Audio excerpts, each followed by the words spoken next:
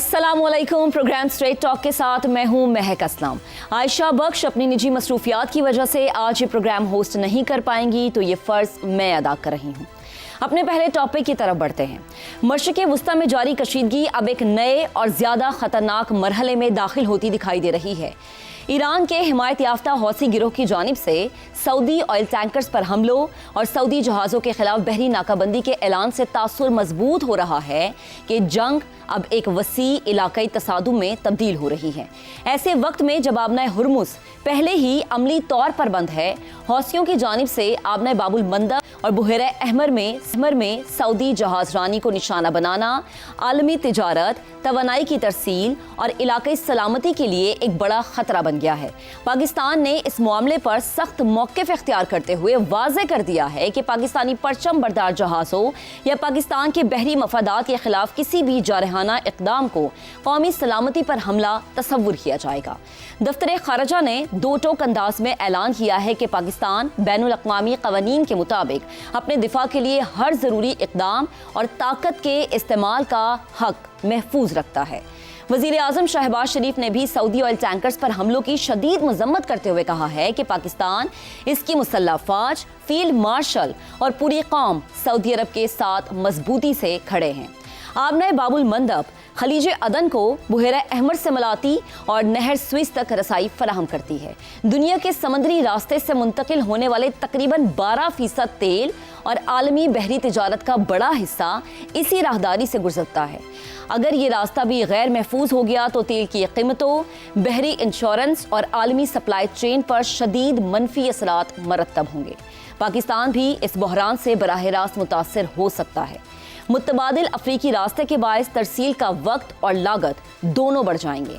अमरीकी वज़ीर ख़ारिजा Marco Rubio ने भी हौसियों को सख्त पैगाम देते हुए कहा है कि हौसी हमलों से बाज आ जाएं। ईरान ने हौसियों को भी जंग में शामिल कर दिया है। मार्को रूबियो ने कहा है कि ईरान मुआहिदा तो चाहता है, लेकिन इस पर अमल करने के लिहाज से हम एतबार नहीं कर सकते, ये काबिल एतमाद नहीं। अमरीकी सदर ट्रंप की जानिब से भी हौसियों के हमले की मजम्मत करते हुए खबरदार किया गया है कि दोबारा हमलों की सूरत में ईरान के साथ हौसियों को भी निशाना बनाया जाएगा। उनका ये बयान एक ऐसे वक्त में सामने आया है जब अमेरिका और सऊदी अरब के दरमियान पुरअमन सिविल जौहरी ताउन का तारीखी मुआहिदा तय पा चुका है। इसीलिए सऊदी मफादात पर हमले न सिर्फ रियाद बल्कि वाशिंगटन के स्ट्रेटेजिक मफादात के लिए भी बराह रास्त चैलेंज बन चुके हैं। अब सबसे अहम सवाल यही है कि क्या ईरान हौसियों को इस जंग में मजीद आगे बढ़ाकर सऊदी अरब पर दबाव बढ़ाने, अमेरिका के साथ इसके नए स्ट्रेटेजिक ताल्लुकात को कमज़ोर करने और मशरिक़ वुस्ता में एक नया बहरी महाज खोलकर अपनी इलाकाई बढ़ना चाहता है, या फिर ये हिकमत अमली खुद पूरे खित्ते को एक ऐसे वसी जंग की तरफ धकेल देगी जिसके नताइज किसी के काबू में नहीं रहेंगे। आज प्रोग्राम में हमारा साथ देंगे ज़ैगम खान, रज़ा रूमी, शहजाद चौधरी और आमिर अहमद खान साहब। आप सबको वेलकम करते हैं। सवाल अपने पैनल के सामने रखते हैं। हौसियों का सऊदी जहाज़ों पर हमला, मशरिक़ वुस्ता की जंग का एक और ख़तरनाक महाज खुल गया। पाकिस्तान, अमेरिका समेत कई ममालिक की शदीद मज़म्मत, जंग पर इसके क्या असरात मरतब हो सकते हैं? ज़ैगम साहब क्या कहेंगे? ईरान की जिस हिकमत अमली पर हम बहुत दिनों से बात कर रहे थे, ईरान जिसका इंदिया दे रहा था, धमकियां दे रहा था, बिलाखिर ईरान ने उस पर अमल दरामद कर दिया है। तो जंग का एक ख़तरनाक फैलाव हमारे सामने आया है। देखिए, ईरान की पॉलिसी ये रही है कि एक तो जुग्राफियाई तौर पे जंग को फैलाया जाए, ज़्यादा से ज़्यादा मुल्कों तक इस जंग को फैलाया जाए, जिसको कहते हैं हॉरिज़ॉन्टल एस्केलेशन। तो आपने देखा कि वो भी उसने किया है कि उर्दन तक वो चला गया है कि तकरीबन 11 मुल्क लपेट में आ चुके हैं इसके। दूसरी तरफ जो दूसरी उसकी पॉलिसी रही है कि जंग के मैदान को माशी मैदान में ले जाया जाए, जिसको वर्टिकल एस्केलेशन कहते हैं। तो उसमें भी हम देख रहे हैं कि तवानाई के निज़ाम को मुतासर करने का जो अमल था, उसको एक चोक पॉइंट से दूसरे चोक पॉइंट तक ले गए हैं, यानी हुर्मुज़ से बाबुल मंदब तक, जो दुनिया की दूसरी अहम एनर्जी की, तवानाई की, तेल की गुज़रगाह है। अब सऊदी अरब के लिए इसका तो बहुत ज़्यादा अहमियत है, क्योंकि सऊदी अरब की मुतबादिल बंदरगाह यंबा की जो पोर्ट है, اس کے جہاز تیل لے کر جاتے تھے، پائپ لائن کی وجہ سے سعودی عرب نے تیل وہاں منتقل کرنا شروع کر دیا 70% سے زیادہ، اور اس پورٹ سے سعودی عرب کا تیل دنیا میں جا رہا تھا، اور یہ تیل کو، اس تیل کے بڑے حصے کو گزرنا پڑتا ہے باب المندب سے۔ تو سعودی عرب کے لیے یہ راستہ ایران نے چوک کر دیا، لیکن کیوں کیا؟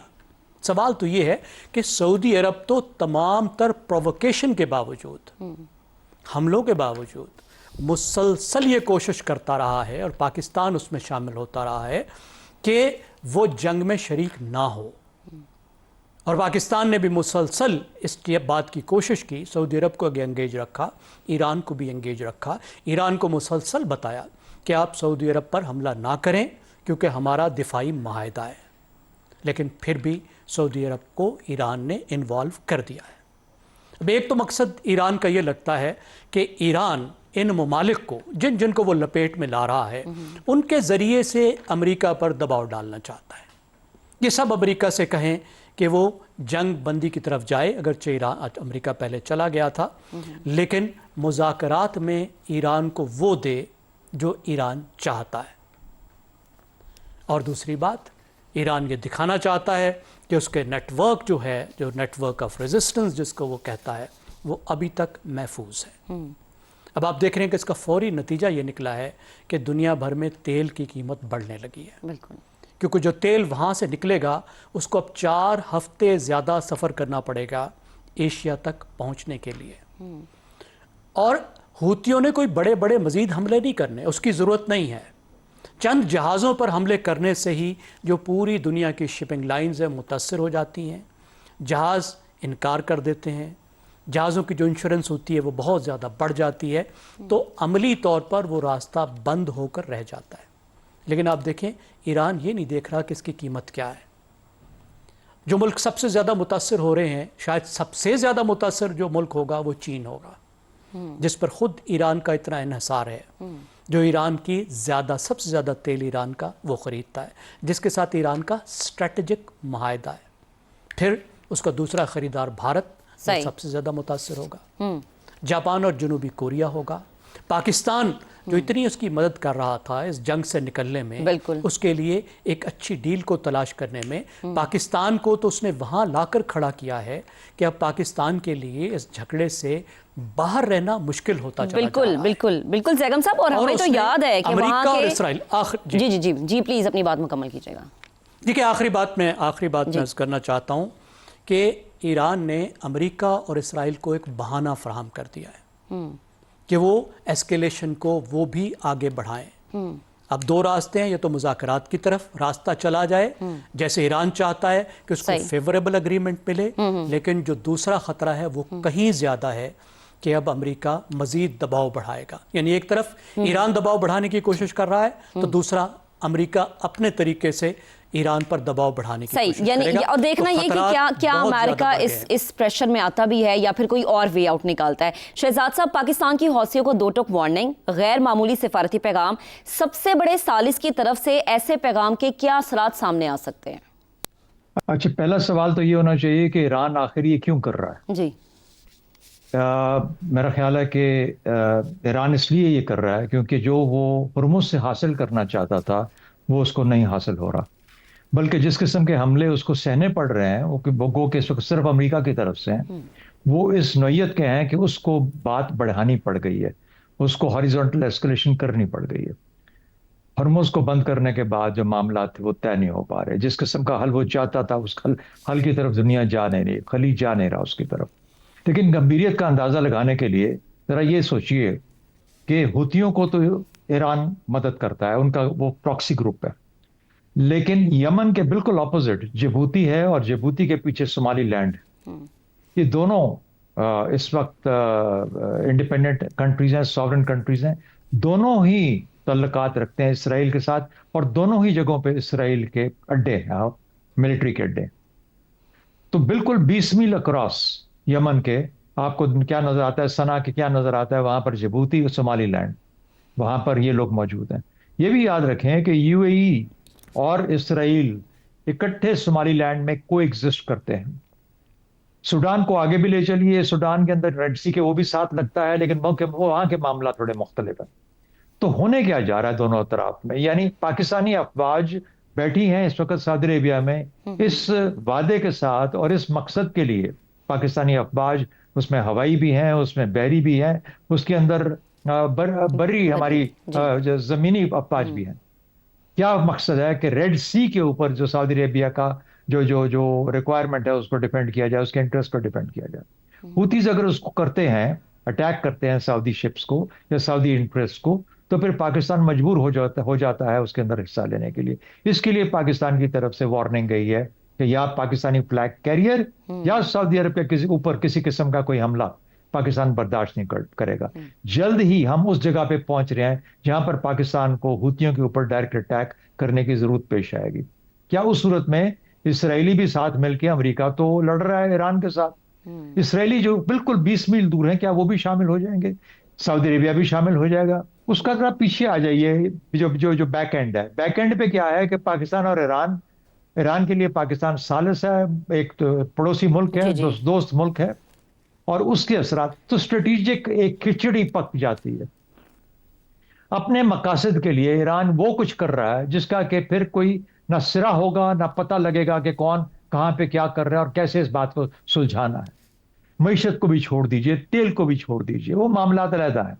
سویز سے جو کام آتا ہے, سویز سے جتنا مال آتا ہے, جتنی ٹریڈ ہوتی ہے جو کہ بحیرہ احمر کے تھرو جاتی ہے اور پھر اسٹریٹ آف باب المندیب کے بعد سے انڈیا کی طرف آتی ہے اور پورے اس ایسٹ کو جو سرو کرتی ہے, چائنا کو سرو کرتی ہے.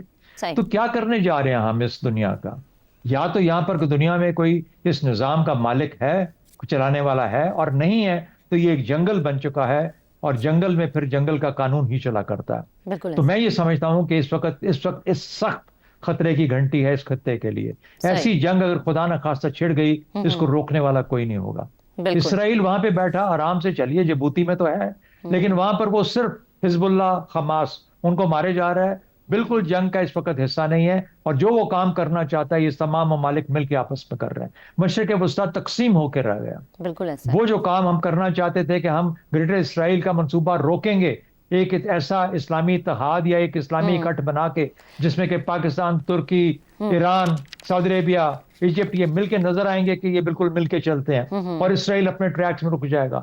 ہم نے اس کو فیل کر کے رکھ دیا ایران کے اس ایکشن میں. بالکل مجھے سمجھ نہیں آتی کہ ایران کی اسٹریٹجک پرپس اور مقصد کیا ہے. اگر صرف یہی ہے کہ ہم اپنے عوام کو دکھائیں کہ ہم بہت بہادر ہیں, ہم بڑے قابل ہیں, ہم بڑے ریزیلینٹ ہیں, ہم نے امریکہ کو ٹاکرا لیا ہوا ہے اسی طریقے سے جس طریقے سے کیم il ینگ نے شمالی کوریا میں لیا ہوا ہے, اور اگر یہی بنیاد ہے جس کے بنیاد پہ قومیں بنا کرتی ہیں, تو پھر بیسٹ آف لک, جو باقی قسمت میں آئے گا سب کو وہ سہ لیں گے. لیکن یہ کوئی اسٹریٹجک جیسے سینٹی نہیں ہے, صحیح ہے, سینٹی نہیں ہے, یہ پاگل پن ہے. ٹھیک ہے, اور اس پاگل پن کو روکنے کے لیے مجھے نہیں لگتا کہ ایران میں اس وقت کوئی موجود ہو سکتا ہے, کیونکہ اتنے دھڑے ہیں وہاں پہ جو لوگ بالکل شہزاد صاحب دھڑے بندی کی وجہ سے ہی شاید ابھی تک وہ مؤثر ٹیبل ٹاک نہیں ہو سکی جو کہ اب تک ہو جانی چاہیے تھی. رضا صاحب آپ کی طرف آتے ہیں, سعودی آئل ٹینکرز پر حملے صرف بحری جنگی کارروائی ہم اسے کہہ سکتے ہیں, یا پھر خطے میں جو طاقت کا توازن ہے اس کو بدلنے کی ایک کوشش ہے؟ دیکھیے, بہت عمدہ طریقے سے شہزاد صاحب نے پورا جو منظرنامہ ہے اس کو بیان کیا ہے, اور یہ بالکل ایک طاقت کا کھیل ہے اس خطے میں. دیکھیے, یہ جو ایران اور امریکہ کی جنگ کا جو پہلا راؤنڈ تھا اس میں ایران ایک بڑی فاتح طاقت بن کے ابھرا ہے. یعنی کہ اس کو امریکہ جیسی سپر پاور جو ہے وہاں اس کو ہرا نہیں سکی, اس کی ریاست کو کولیپس نہیں کر سکی, اور یہ اس کے بعد سے ایران کو بھی تھوڑا سا یہ زوم ہو گیا ہے کہ اب ہم میں مغربی ایشیا کی ایک بڑی پاور بن چکا ہوں یا بن رہا ہوں. تو اب یقیناً اس کے جو پوری کارروائی ہے اور اس کی جو پوری پالیسی ہے اب اس ریجن میں وہ یہ ہے کہ آبنہ ہرمز کے اوپر بھی اس کا کنٹرول ہو, اور دیگر جو معاملات ہیں وہ بھی اس کی مرضی سے چلیں. اور اسی لیے اس وقت وہ کشمکش جو ہے وہ جو جنگ میں سٹارٹ ہوئی تھی وہ جاری ہے, اور یہ ایم او یو بھی ہو گیا, اور اس ایم او یو کے اوپر بھی مکمل طور پہ کاربند نہیں کیا گیا. دوسری طرف امریکہ میں جو صدر ڈونلڈ ٹرمپ ہے ان کی اپنی مجبوریاں ہیں. ان کی مجبوری کا پرابلم سے میری مراد یہ ہے کہ ایک تو ان کو یہ دکھانا ہے اپنی عوام کو کہ یہ جنگ امریکہ ہارا نہیں بلکہ یہ جیتا ہے، کیونکہ نومبر میں الیکشن وہاں پہ آ رہے ہیں، اور اسی لیے انہوں نے بھی جو وہاں پہ کارروائیاں کی ہیں ایران کے بھی خلاف اور دیگر حوالے سے بھی جو مختلف وہ الائنسز کو ریڈرا کر رہے ہیں، وہ اسی وجہ سے وہ کرنا چاہتے ہیں۔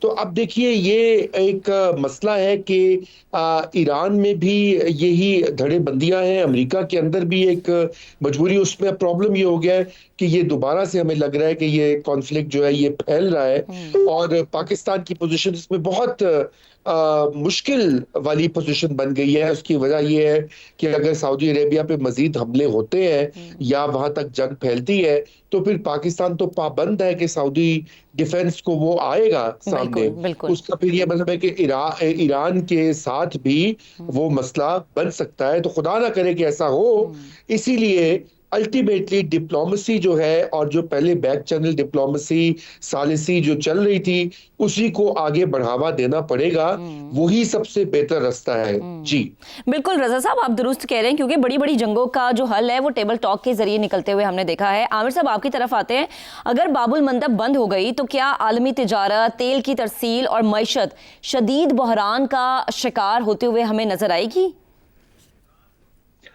میں کہ یہ باتیں تو 3-4 مہینے سے ہم کر بھی رہے ہیں اور سن بھی رہے ہیں کہ دنیا جو ہے وہ ایک شدید بحران کے یہاں تو دانے پہ کھڑی ہے، یہاں کھڑی ہے، یہاں اس کے اندر گھر چکی ہوئی ہے اس بحران سے۔ لیکن دنیا میں ریزیلینٹ چیز ہے نا، ایک اس نے بھی ابھی تک تو کچھ نہ کچھ طریقے نکال دیے ہیں۔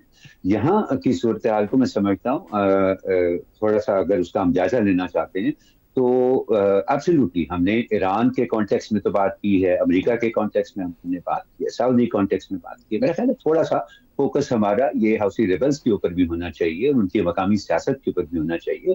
دیکھیے یہ ویسٹرن اور مڈل ایسٹرن اینالسٹ کے لیے یہ کہنا بڑا آسان ہے، حوثی ریبلز کی واحد ڈسکرپشن جو ہمیں میڈیا میں نظر آتی ہے کہ ایرانین پراکسی کی، لیکن وہ میں یہ سمجھتا ہوں کہ انہوں نے اپنی سہولت کے لیے، اس صورتحال کی پیچیدگی سے بچنے کے لیے، یہ ایک اختراع ہے ان کی جس کو وہ غیر ضروری طور پر بھی استعمال کرتے ہیں۔ اس کا مطلب ہرگز یہ نہیں ہے کہ ایران کی اس طرح کی پراکسی ہیں جو کہ سوئچ آن اور سوئچ آف کرنے کے اوپر چلتی ہے، کہ جو ایران نے کہہ دیا بس وہ آنکھیں بند کر کے اس پر عمل کریں گے۔ ابھی تک ہم نے جو ان کا اس جنگ کے اندر بھی جو بیہیویئر دیکھا ہے اس میں ہمیں کافی انڈیپینڈنس نظر آئی ہے، جو کہ ان کی اپنی مقامی سیاست سے جڑی ہوئی ہے۔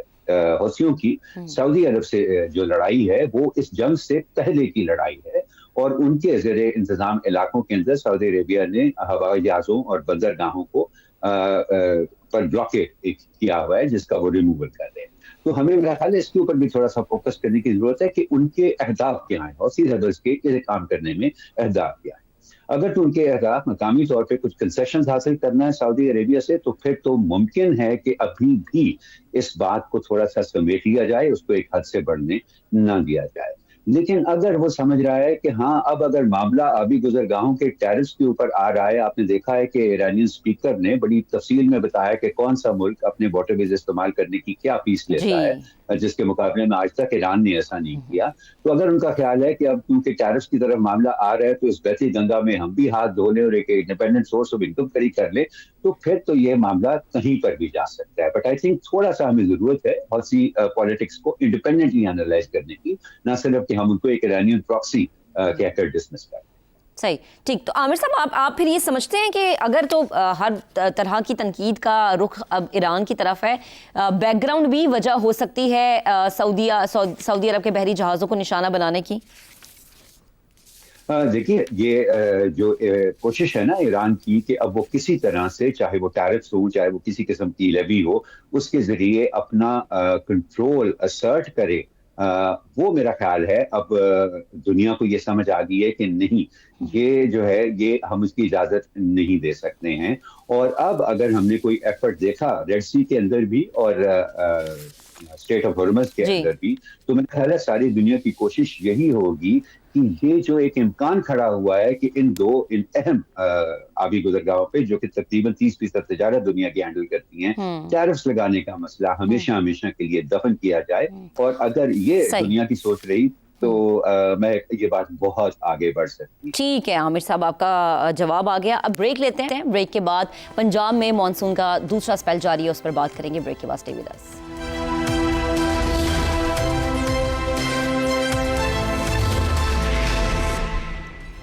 Welcome back once again. اپنے دوسرے ٹاپک کی طرف بڑھتے ہیں. مانسون کی بارشیں ہر سال پاکستان میں صرف موسم کی تبدیلی نہیں بلکہ حکومتی کارکردگی کا امتحان بن کر سامنے آتی ہیں. اس بار بھی یہی منظر دہرایا جا رہا ہے. پنجاب اور ملک کے شمالی علاقوں میں جاری طوفانی بارشوں نے تباہی پھیلانا شروع کر دی ہے جس سے انسانی جانوں، املاک اور انفراسٹرکچر کو شدید نقصان پہنچ رہا ہے.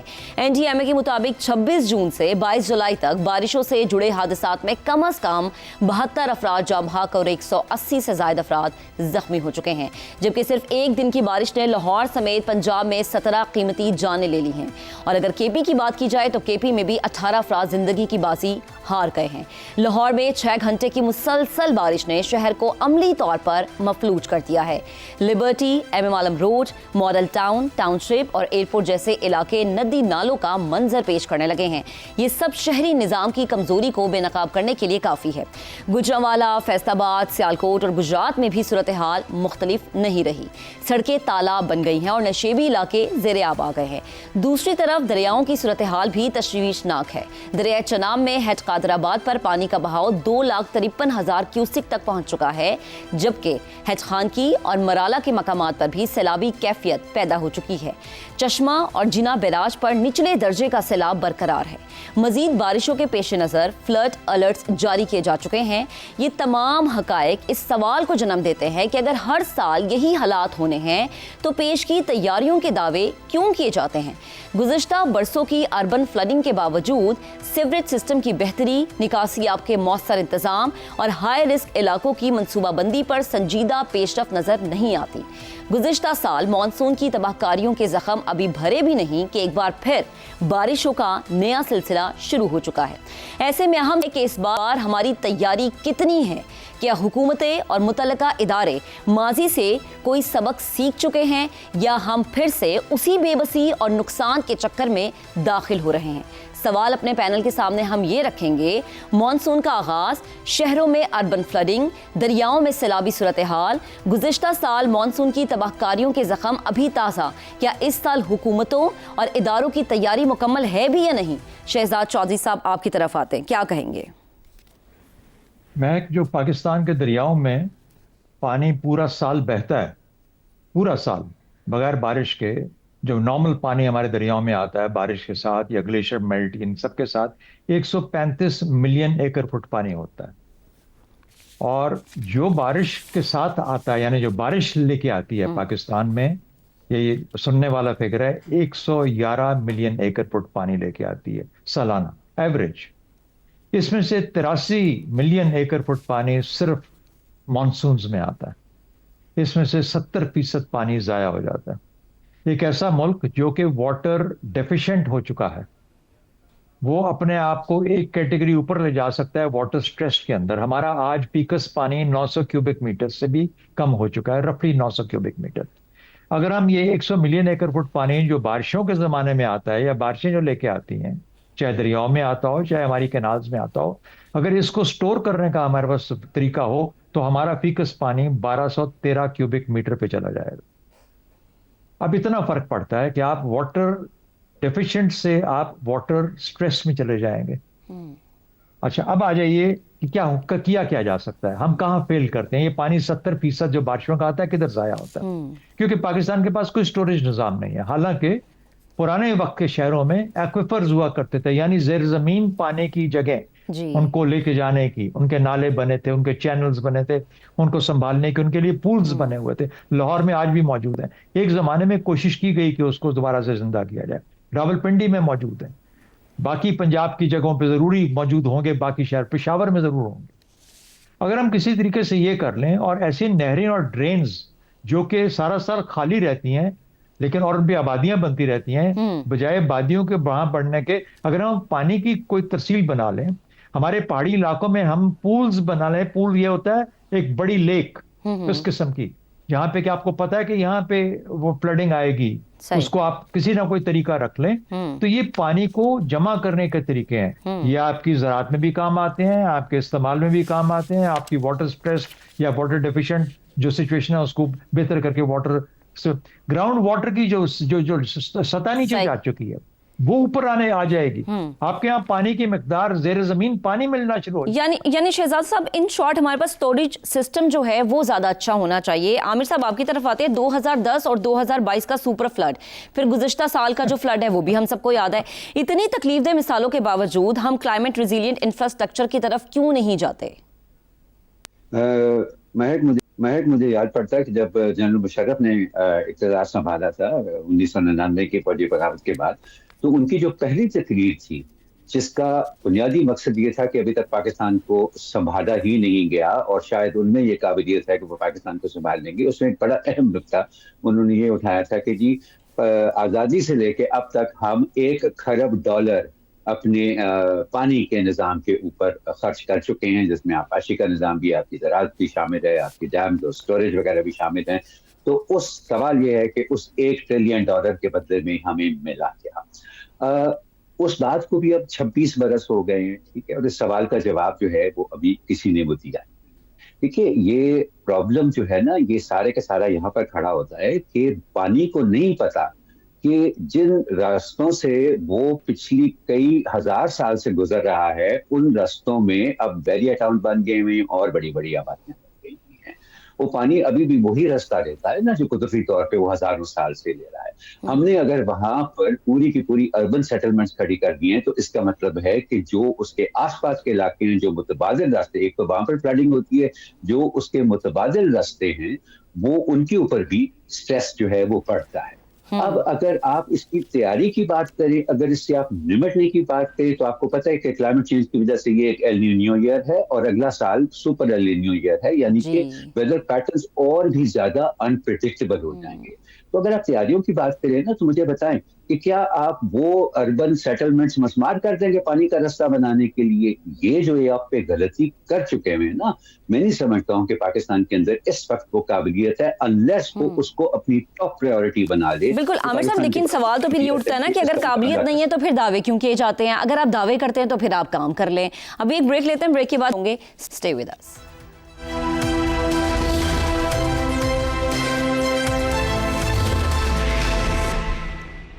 Welcome back once again. Monsoon کا دوسرا سپیل ہے اور پنجاب میں تباہ کاریاں جاری ہیں. زیغم صاحب آپ کی طرف آتی ہوں. پنجاب گورنمنٹ نے پیش کی تیاریوں کی بات کی، لیکن پہلی ہی بارش میں یہ دعوے اس پانی میں بہہ گئے جو کہ بارش کا پانی تھا. تو آپ کو کیا لگتا ہے کہ یہ جو پیش کی تیاریاں تھیں یہ زمینی حقائق سے مطابقت نہیں رکھتی تھیں یا صرف یہ دعوے تھے؟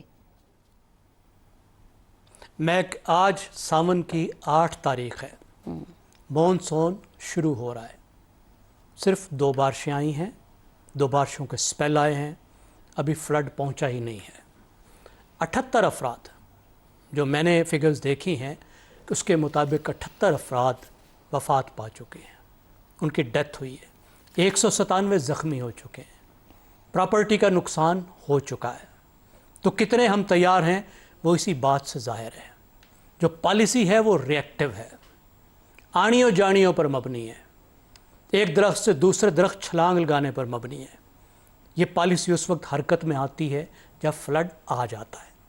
تو اب آپ خوب آنیاں جانیاں ان کی دیکھیں گے، دوڑیں بھاگے دیکھیں گے.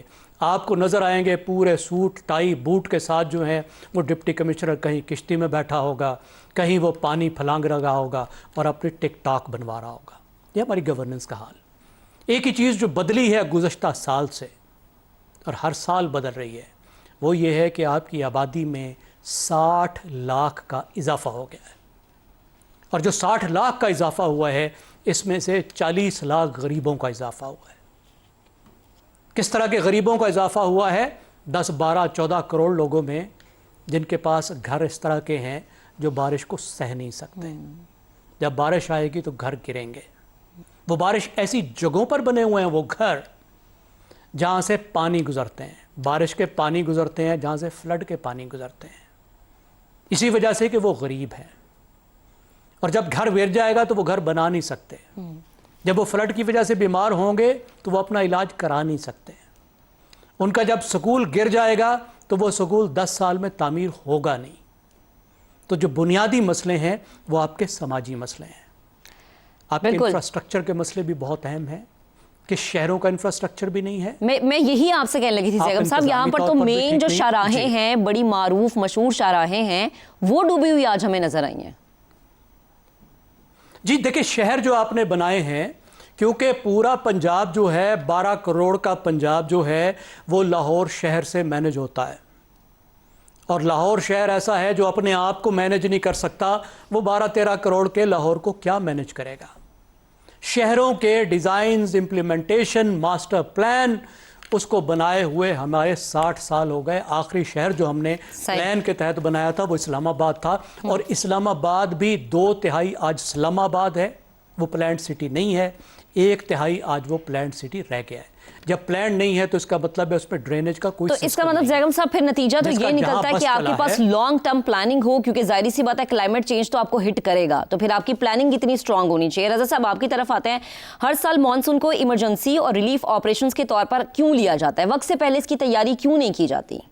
دیکھیے, ہر سال یہی ہوتا ہے کہ اسی طرح بارشیں آتی ہیں, انسانی قیمتی جانیں ضائع جاتی ہیں, انفراسٹرکچر تباہ ہوتا ہے, اور ہم وہی گھسی پیٹی باتیں کرتے ہیں کہ تیاری کیوں نہیں ہوتی, اور این ڈی ایم اے اور پی ڈی ایم اے اور ڈسٹرکٹ لیول پر کیا جو مختلف اتھارٹیز ہیں ان کا کیا رول ہوتا ہے, اور مقامی حکومتیں نہ ہونے کا جو ہے رونا پٹنا کرتے ہیں ہم. انفارچونیٹلی کوئی فرق نہیں پڑتا حکمران طبقے کو. ابھی مختلف, اگر آپ کی ساری گفتگو پہلے کی میں اس کو سمیٹوں ایک ہی جملے میں, وہ یہ کہ یہ ترجیحات میں شامل ہی نہیں ہے کہ کسی قسم کی ایک لانگ ٹرم پلاننگ کی جائے جس کے تحت پاکستان, جو کہ کلائمیٹ چینج سے متاثرہ ایک ملک ہے, دنیا کے ٹاپ 10 ممالک میں شمار ہوتا ہے, اور اس کا ہم کوئی بندوبست کریں. انفارچونیٹلی وہ ہوتا نہیں ہے.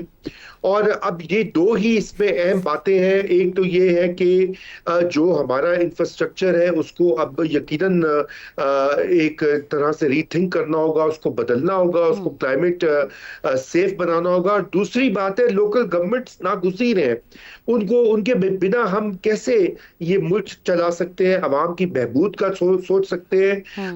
یہ بارہا کہنا ضروری ہے, اگرچہ کہ کسی پیٹی بات ہے, مگر یہ جو سارے کام کشتیوں میں ابھی جو افسران جاتے ہیں یا پولیٹیشین بھی جاتے ہیں, یہ کام تو لوکل گورنمنٹس کا ہے. اور ان کے بغیر یہ ملک کیسے آگے بڑھے گا, مجھے تو سمجھ نہیں آتی. اور آج کی یہ اس کے اوپر بھی یہی ذکر ہے. اور پھر یہ جو ڈیزاسٹر مینجمنٹ اتھارٹیز ہیں, میرے خیال سے ان کا بھی کوئی افادیت مجھے تو نہیں دکھائی دیتی انفارچونیٹلی. یعنی اس پیٹرن کو بھی آپ ہی کہتے ہیں کہ چینج ہونا چاہیے. اور رضا صاحب, جو آپ نے کہا نا کہ کشتیوں میں جانا ان کا کام نہیں, لیکن اگر یہ نہیں جائیں گے تو تصویریں کیسے اتروائیں گے, مشہور کیسے ہوں گے. پروگرام سے اجازت لیں گے, اپنے پینل کا میں شکریہ ادا کروں گی. اپنا بہت سا خیال رکھیے گا. اللہ حافظ.